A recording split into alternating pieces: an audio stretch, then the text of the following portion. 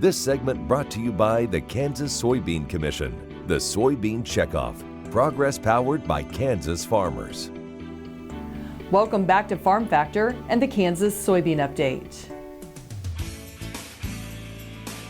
This is the Kansas Soybean Update. It's brought to you by the Kansas Soybean Commission. The Soybean Checkoff, progress powered by Kansas farmers. John Wray is joining us. He is the Kansas Soybean Commission's representative to and the vice chairman of the Soy Aquaculture Alliance. John, you recently attended the Soy Aquaculture Alliance board meeting and the Aquaculture America Conference in Hawaii. What was your impression of what you heard and saw of the aquaculture industry? The aquaculture industry is quite large. We've seen presentations from anywhere from freshwater to marine fish to shrimp to oysters and clams. And there was two presentations that actually tied back to Kansas. There was one presentation on trout, that they are being fed soy, and breeding lines are being selected on their tolerance to soy, and it's very promising. And another one was actually funded by the Kansas Soybean Commission, and it had to do with catfish in Auburn, and it's called an in-pond raceway. And what it does is it allows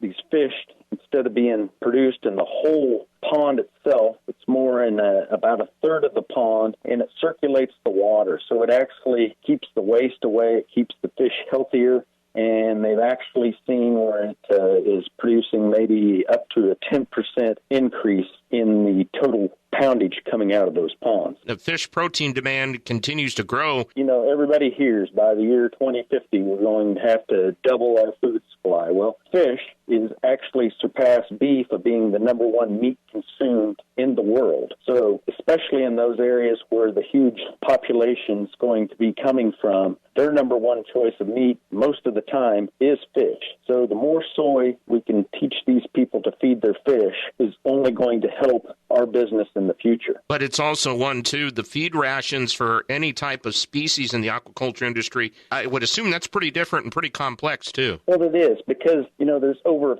1,500 different species of fish.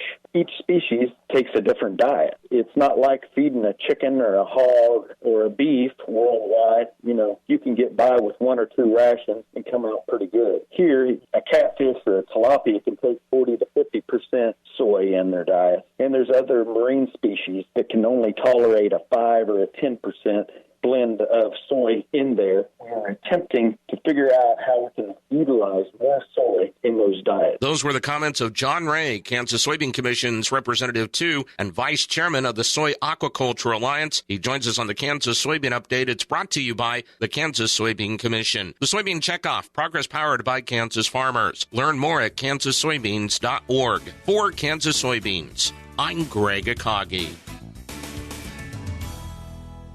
More Farm Factor is on the way. After this break, Dwayne Taves talks with Stephen Wittig about trade between Kansas and Mexico.